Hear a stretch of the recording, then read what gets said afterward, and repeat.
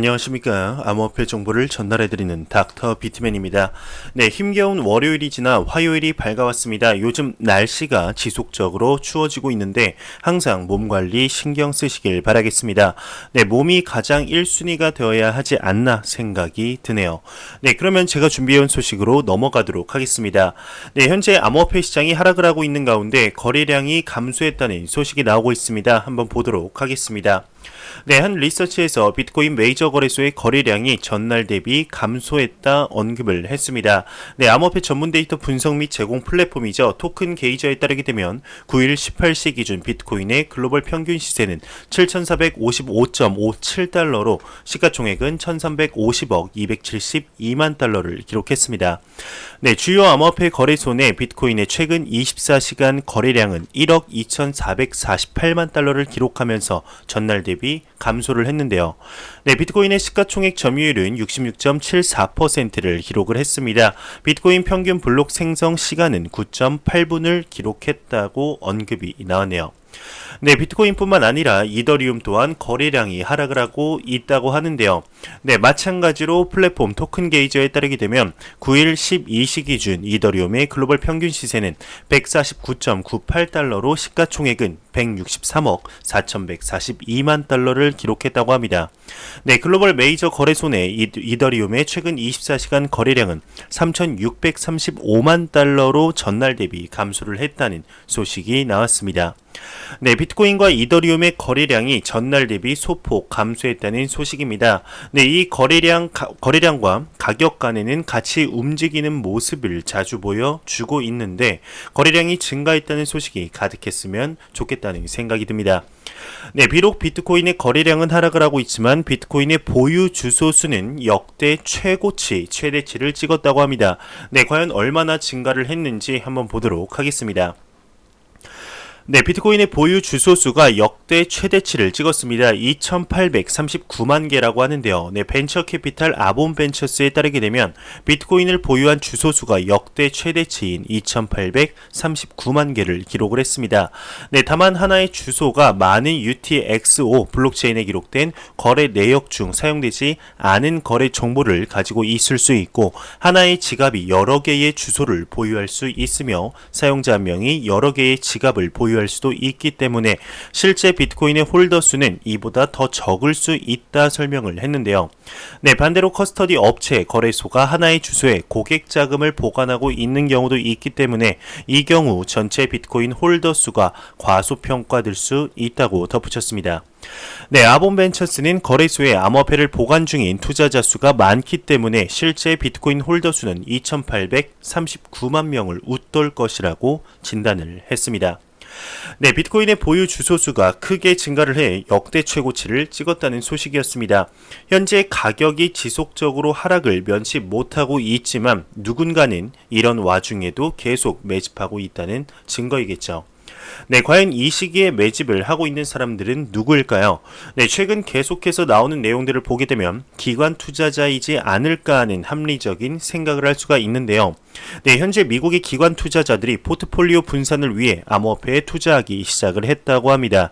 네, 이 기관 투자자들의 유입으로 인해 내년 비트코인의 시가총액이 5배가 넘을 것이라는 얘기도 나오는 동시에 아시아의 기관 투자자들 또한 암호화폐 자산에 대한 관심도가 지속적으로 오르고 있다는 내용들이 심심치 않게 나오고 있습니다.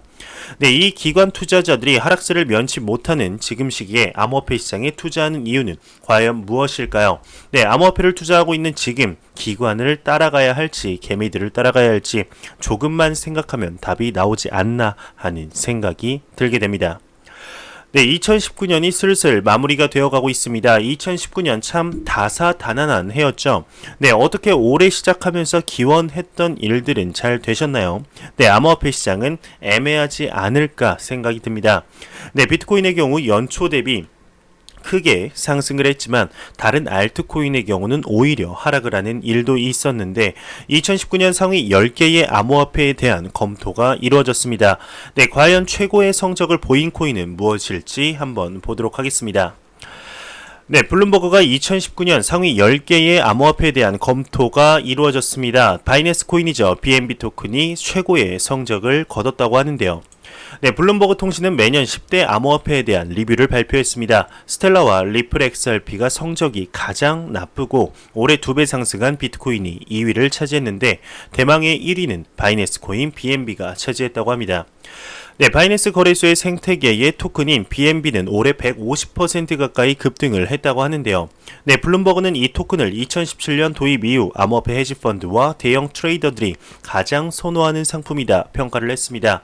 네, 이 때문에 분석가들은 BNB의 큰 성공을 기관의 승인과 연관시키고 있는데, 네, BNB의 화려한 실적은 바이낸스 거래소의 서비스 결제 수단으로서의 역할과 연계가 되게 되죠.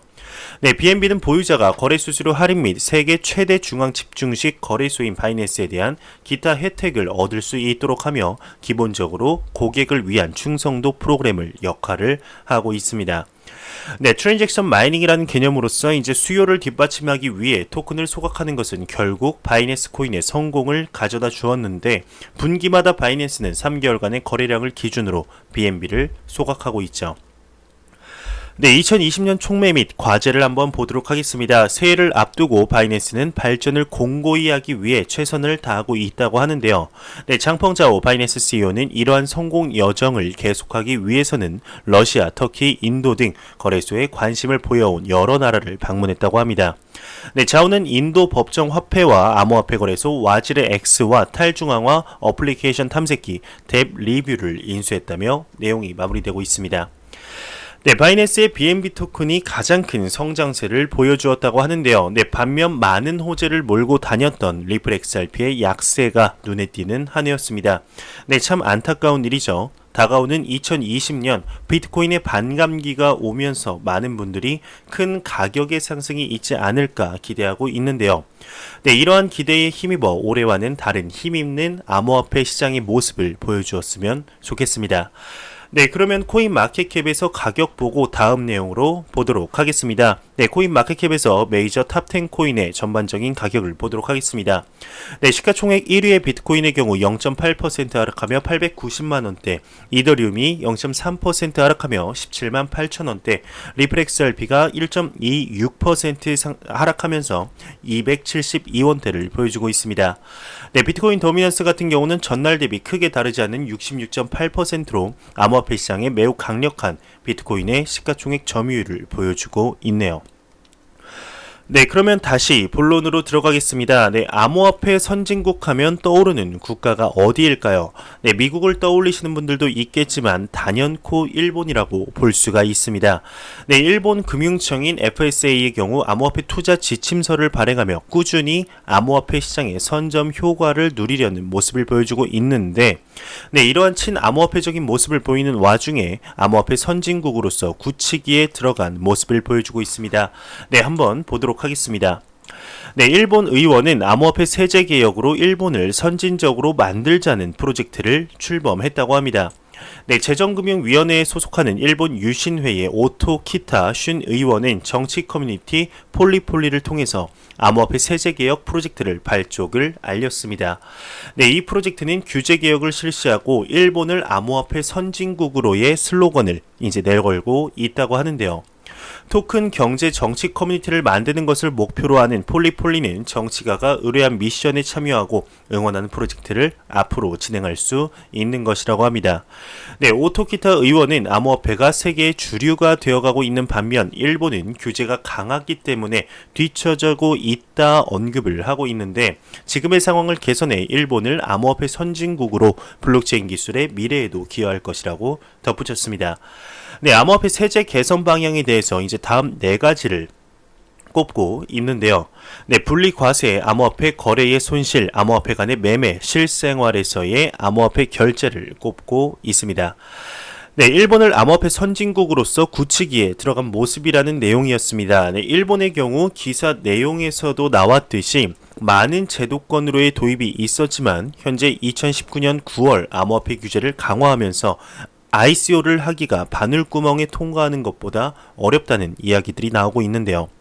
네, 너무나 엄격한 절차 때문에 스타트업은 거래소 서비스를 운영하기가 어려워졌다 토로를 하는 중입니다.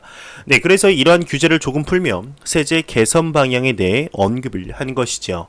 네, 최근 우리나라 또한 암호화폐 시장에 긍정적인 기조를 보이며 많은 분들이 기대감을 가지고 있는데 늦었다 생각하고 더욱더 달려나가는 우리나라의 모습을 볼 수 있었으면 좋겠습니다.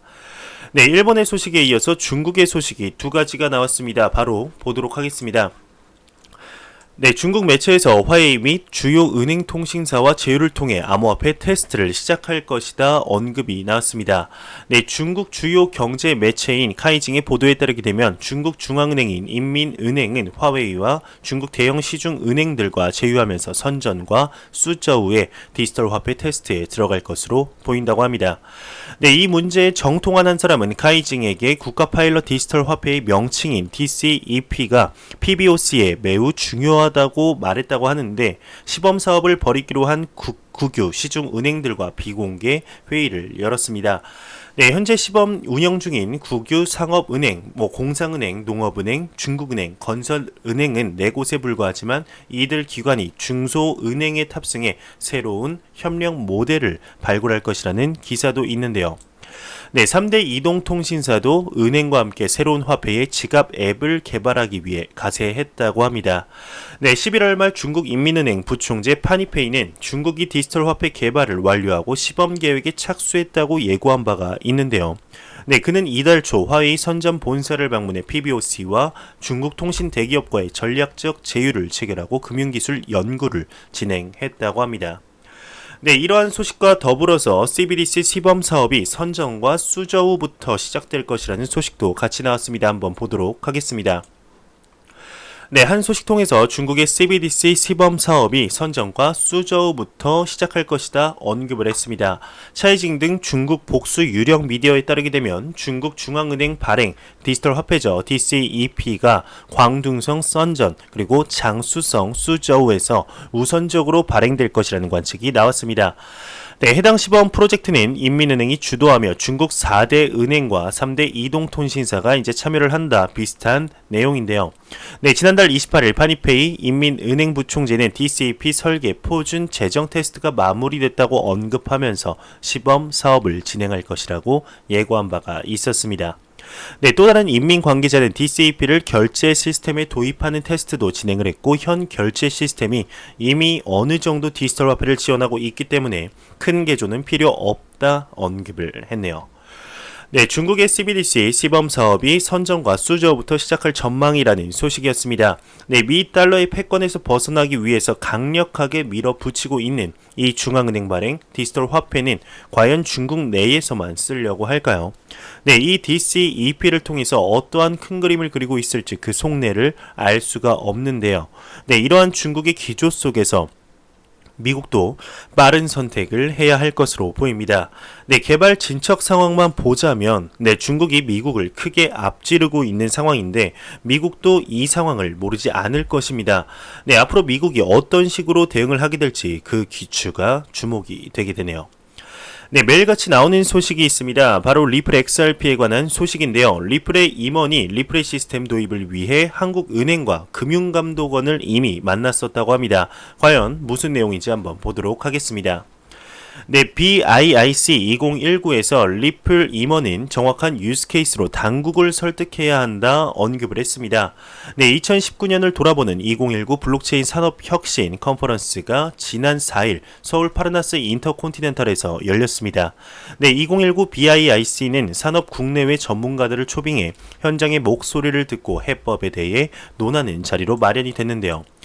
네, 동국대학교 박성준 교수를 좌장으로 진행한 패널 토론에서는 김태원 글로스퍼 대표, 네덜란드 정부 블록체인 프로젝트 총괄 매니저인 코엔 루카스 하토크, 리플 아시아 태평양 규제 총괄 임원인 사가 사바이가, 그리고 IBM 글로벌 아태 지역 블록체인 총책임자인 필립 애너스, 고려대학교 김영준 교수가 패널로 참여를 했고 한국의 블록체인 산업의 가능성에 대해서 논했습니다.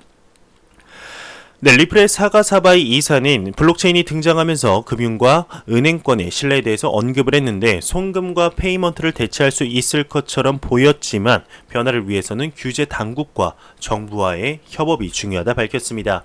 네, 플랫폼에 대한 컴플라이언스의 보증도 필수 요소라고 하면서 리플이 처음 설립 당시에 블록체인 기술을 장려하고 암호화폐 자산은 필요 없는 것으로 취급을 했는데 그래서 리플의 처음 플랫폼 출시에도 리플 XRP를 사용하지 않는 제품을 가지고 당국과 협상을 했고 그 결과 허가가 쉽게 발행이 됐다고 합니다. 네, 현재 리플은 300개 이상의 기업을 고객으로 보유 중이죠. 네, 2018년 런칭한 제품은 리플 XRP를 사용하는 제품으로 런칭할 당시 다양한 규제를 받았다고 밝혔는데요. 네, 디지털 자산이 규제가 되고 합법적인 곳에서만 런칭이 가능했기 때문이라고 합니다.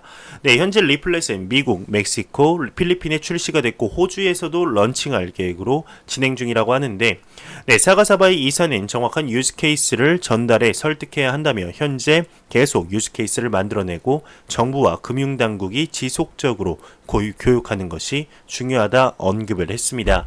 네, 아시아 국가들이 규제를 살펴볼 경우 일본이 규제 프레임워크를 선도하는 국가 중 하나라고 언급을 하면서 2018년도 코인체크 해킹건 등으로 발생한 규제로 볼 수 있지만 이 규제들이 심사숙고한 케이스로 볼 수 있다는 입장입니다. 네, 그러면서 선진국의 규제안에 대해 사가사바이 이사는 선진국들은 규제의 프로세스가 오래 걸릴 수 있기 때문에 지속적으로 메시지를 보내고 유즈 케이스를 설명해야 한다며 블록체인이 은행과 금융뿐만 아니라 GDP에도 긍정적이라는 부분을 설명하는 것이 아주 중요하다 언급을 했습니다. 네, 리플이 한국에서 가지는 의미라는 부제를 보겠습니다. 한국에서 리플은 과연 어떤 입장일까요? 네, 사가사바이 이사는 한국과 일본에서 리플의 거래량이 많다고 설명을 했습니다. 네, 전 세계의 인구의 1%도 되지 않는 국가에서 전체 거래량의 20에서 30%를 기록하고 있다 설명을 하면서 네, 한국은 마이크로 페이먼트 도입이나 싸이월드와 같은 소셜 미디어의 도입 등에서 선진적인 국가다 표현을 했습니다.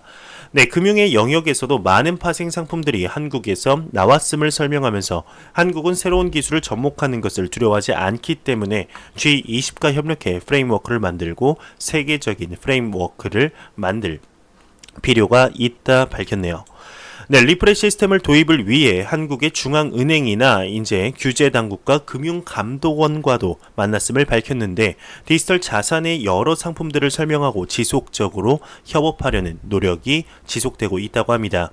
네, 현재 이제 코인원 트랜스퍼에서 리플렛의 시스템을 도입해 송금 시스템을 사용하고 있고 리플이 사용되지 않고 있기 때문에 도입이 수월했다고 밝히면서 네, 이 사가사바이 이사는 규제 당국, 한국금융권과 정부에게 규제를 준수하고 사용자에게 발생하는 리스크가 없다는 점을 알리고 있으며 특히 엔터프라이즈에 대한 실증 사례가 있음을 지속적으로 이렇게 설명을 하고 있다고 하면서 내용이 마무리되고 있습니다.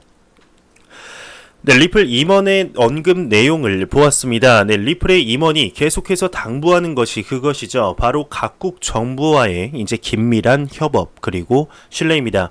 저도 영상에서 지속적으로 언급드렸지만 현재 암호화폐 시장은 적어도 지금은 각국 정부와 같이 가지 않으면 성장할 수가 없습니다. 네, 어제 이제 우리나라 정부가 암호화폐 소득에 대해 소득세를 걷는다는 내용을 전달해 드렸었는데 이 소득세에 대해서 부정적인 견해를 보이는 분들도 있었지만 우리나라에서 암호화폐의 제도권으로 받아들이는 첫 걸음이므로 긍정적이다 말씀을 드렸었죠. 네, 탈중앙화를 외치는 암호화폐이지만 각국 정부와 함께 나아가야 하는 것은 어쩔 수가 없습니다. 네, 이런 면에서 현재 코인 중 정부와 긴밀한 협업 그리고 신뢰를 이어가는 코인은 리플 XRP가 독보적이다 말씀드릴 수 있는데요. 네, 리플사의 경우 초창기부터 정부와의 협업을 우선시했고 그에 대한 기조를 꾸준히 이어왔기 때문에 지금과 같은 사업 확장을 이룰 수 있는 것이 아닌가 생각이 듭니다. 네, 물론 리플사의 솔루션이 혁신적이었던 덕이 크겠죠. 네, 현재 암호화폐의 큰 프레임워크가 정립되지 않은 상황에서도 나날이 발전해 나가는 리플사의 사업이 2020년 정도 이제 큰 프레임워크가 정해지게 되면 얼만큼의 상승세를 보여줄지 그리고 그 사업의 확장이 가격에도 긍정적인 영향을 미치길 진심으로 바라보겠습니다. 네, 블로건이 이오스 SNS 보이스를 2월 14일에 공개한다고 합니다. 네, 블로건이 이오스 기반 소셜 미디어 플랫폼 보이스의 베타 서비스 일정을 공개했습니다. 네, 지난 5일 이오스의 개발사인 블로건은 내년 2월 14일 발렌타인데이에 맞춰서 보이스 베타 서비스를 공개하겠다 발표를 했습니다. 네, 이는 지난 6월 이제 보이스 개발 소식을 전한 뒤 6개월 만에 공지인데요. 네, 보이스는 현존하는 SNS 플랫폼의 사용자 데이터 매매 및 백그라운드, 알고리즘과 같은 문제점 해결을 목표로 하고 있습니다.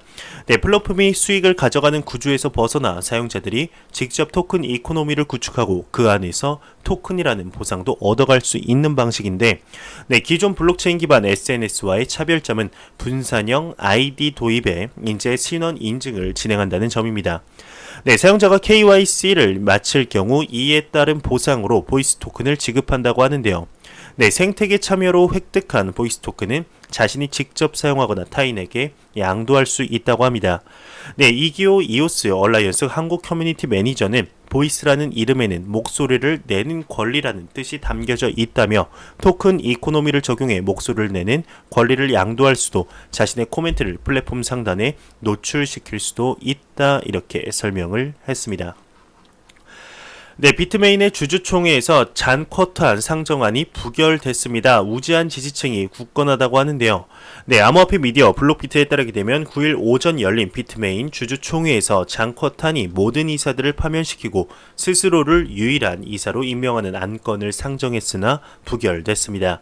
네, 주주총회에 참석한 한 주주는 잔쿼탄이 왜 주주총회를 개최했는지 모르겠다, 스스로 치욕만 당했다며 우지한이 한 달 전 복귀하면서 비트메인 내부 사기는 나날이 오르는 중이다 언급을 했습니다.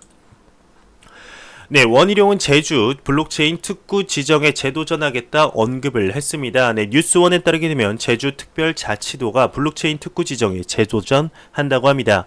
네, 원희룡 제주지사는 9일 제주 카로텔에서 열린 2019 블록체인 인 제주 포럼 개회사에서 이같이 밝혔는데요. 네, 원 지사는 제조업 등 기존 산업에 취약한 제주도의 약점이 블록체인과 같은 핵심 기술 분야에서는 오히려 앞서 나갈 수 있는 매력이라고 설명을 하면서 제주도는 지난해 전기자동차 관련 규제 자유특구와 함께 블록체인 규제 자유특구 지정을 추진했으나 정부는 부산을 블록체인 특구로 지정을 했죠. 네, 미 SEC는 뉴욕 증권거래소의 직상장 개선 제안을 거부했습니다. 네, 직상장을 통해서도 기업들이 신규 자금을 조달할 수 있게 하는 방안이 미국 증권거래위원회 SEC의 문턱을 넘지 못했습니다. 네, 9일 미국 CNBC에 따르게 되면 SEC는 지난달 뉴욕 증권거래소가 제안한 직상장 관련 규정안 변경안을 지난 6일 거부를 했는데요. 네, 이와 관련해 NYSE 대변인은 SEC와 이 문제를 계속 협의할 것이다 밝혔습니다. 네, 직상장은 주간 증권사 등의 도움을 받아서 상장 전에 신주를 발행하는 일반적인 기업 공개와는 달리 기업이 직접 증권거래소에 주식을 상장하는 것으로 수수료를 절감할 수 있고 기존 주주는 6개월간 주식 매각이 제한되는 규제를 피할 수 있다고 합니다. 네, 테더가 2억 USDT를 옴니에서 ERC20으로 전환한다고 합니다. 네, 저녁 8시 4분경 테더 트레저리 계좌에서 2억 USDT가 발행했습니다. 네, 앞서 테더 공식 트위터 계정에 따르게 되면 이는 2억 USDT를 옴니에서 ERC20 프로토콜로 전환하는 작업이라고 하는데 테더 총 공급량은 변하지 않는다는 소식과 더불어서 네, 모네로의 합의 알고리즘이 크립토나이트에서 랜덤 X로 변경된 후 네트워크의 해시레이트가 급등한 것으로 나타났습니다. 약 200% 늘었다고 하네요. 네, 블록체인 공식 플랫폼 쟁글에 따르게 되면 하이콘이 이제 암호화폐 간편 결제 위잉의 두 번째 핵심 서비스인 ATM 원화 출금 서비스를 출시한다고 합니다. 네, 365일 24시간 카드나 통장 없이도 하이콘을 통해서 ATM 원화 출금을 할 수 있다는 게 하이콘 측의 설명이네요. 네, OKEX가 제7차 상패 목록을 발표했습니다. 관련 토큰이 급락을 했는데 목록에 포함된 토큰들의 거래는 14일 15시부터 중단이 된다고 합니다. 네, 해당 시점 전까지 주문을 취소해야 하며 취소되지 않는 주문은 자동으로 철회된다고 합니다. 네, 제7차 상장 폐지 목록은 다음과 같은데요. 네, OF, UGC, MVP, UCT, IPC, MOT, INS, RCT, CIC, ACE, CAI, DPY, HMC, 라이트, SSC, 윈 이렇게 있습니다. 네, 여기서 들어본 코인이 없네요. 네, 대시가 코어 0.14.05 버전을 발표했다는 소식과 더불어서 비체인이 탈중앙화 투표 플랫폼 비보트를 출시했습니다. 네, 비보트에서 향후 비체인 재단 전략위원회 구성원 투표를 비롯한 비체인의 생태계 이익과 관련된 투표가 진행될 예정인데요. 네, 이에 대해 비체인 측은 비보트를 통해 생태계 투표의 불가변성과 투명성, 공정성을 보장할 수 있다며 이 투표 과정은 비보트의 스마트 컨트랙트에 의해 진행이 되며 모든 데이터는 비체인 블록체인에 기록된다 설명이 됐습니다. 네, 암호화폐 지원 결제 서비스 심플렉스가 엔화와 이제 캐나다 달러를 지원한다고 합니다. 네, 블록체인 미디어 더블록에 따르게 되면 이스라엘 결제 솔루션 제공업체 심플렉스가 일본 엔화와 캐나다 달러 지원을 시작한다 밝혔습니다. 네, 심플렉스는 현재 바이낸스, 후오비, 폴로닉스 등 암호화폐 거래소의 법정화폐 거래 채널을 지원하고 있는데 이를 통해 심플렉스 이용자들은 엔화와 캐나다 달러와 기반의 신용카드로 암호화폐를 구입할 수 있게 될 전망이라고 합니다. 네, 심플렉스 측은 또한 향후 러시아와 터키의 법정화폐도 지원할 예정이라고 설명을 하면서 네, 마지막으로 크립토 공포 탐욕 지수 보고 마무리하도록 하겠습니다. 네, 암호화폐 데이터 제공업체 알터너티브의 자체 추산 공포 탐욕 지수가 전날 대비 4포인트 오른 32를 기록했습니다. 네, 투자 심리가 소폭 개선이 됐지만 공포 단계는 지속되고 있는 모습이죠. 이 지수가 0이면 공포, 100이면 낙관이라고 보시면 됩니다. 네, 30이 그리 높은 점수는 아니지만 위에서 떨어져서 32가 아닌 밑에서 상승하면서 32라는 것에 조금 더 위안을 가져야 되지 않을까 생각이 들게 되네요. 네, 마지막으로 코인 마켓캡에서 가격 보고 마무리하도록 하겠습니다. 리플 XRP 기준 272.33원인데요. F5번 한번 눌러보도록 하겠습니다. 과연 얼마일까요? 네, 소폭 상승한 273.64원입니다. 네, 이 소폭 상승이 대규모 상승으로 가는 발판이 되길 진심으로 바라보겠습니다. 네, 제가 준비해온 소식은 여기까지입니다. 영상이 도움이 되셨다면 구독과 좋아요 그리고 광고 한 편만 처음부터 끝까지 시청해 주시기 바랍니다. 이 채널은 오직 광고 수익으로 운영이 되게 됩니다. 항상 영상 시청해 주시는 시청자분들, 구독자분들 너무나 감사합니다. 저는 다음 영상으로 찾아뵙도록 하겠습니다. 지금까지 닥터 비트맨이었습니다. 감사합니다.